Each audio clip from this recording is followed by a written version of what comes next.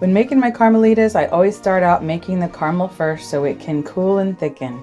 You melt your butter until brown and foamy, and then once it's nice and brown, you'll add the cream in while whisking. After that is whisked in very well, then you'll put in your sweetener, which I've chosen allulose because it helps it from crystallizing when the caramel cools. You can also go with a powdered erythritol, that would work as well. Make sure all of the sweetener and the cream is whisked in very well, no clumps. Then you'll start to simmer it. You see it's all one uniform color now and everything's whisked in very well.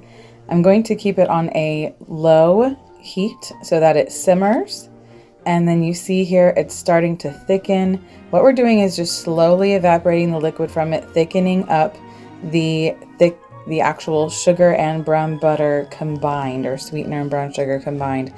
Get the sides, scrape the sides with the whisk also as you keep going. And what I do is I set a timer for 15 minutes, and every 15 minutes I keep coming back, stirring it and checking it. Now, so we're about halfway done. It's a little bit lighter than what I prefer.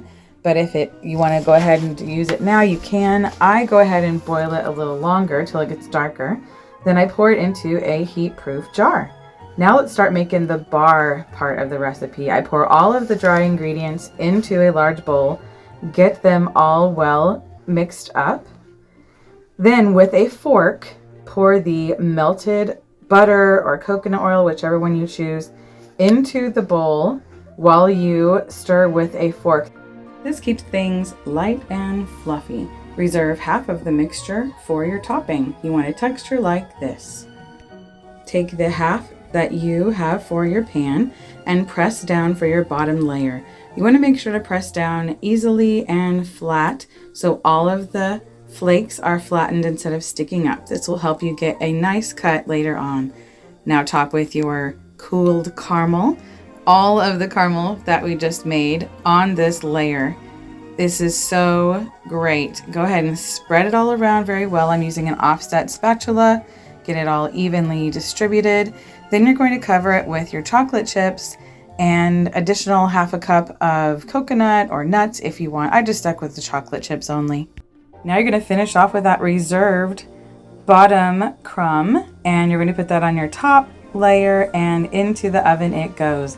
Now, once you pull it out of the oven, you will be tempted to cut it, but don't. You want to make sure it's completely cooled, and I cut into 16 pieces for portion control because these are rich. Find the full recipe at my website, melissaraycarb.com. Don't forget to like and subscribe so you'll never miss a low-carb, gluten-free video of mine.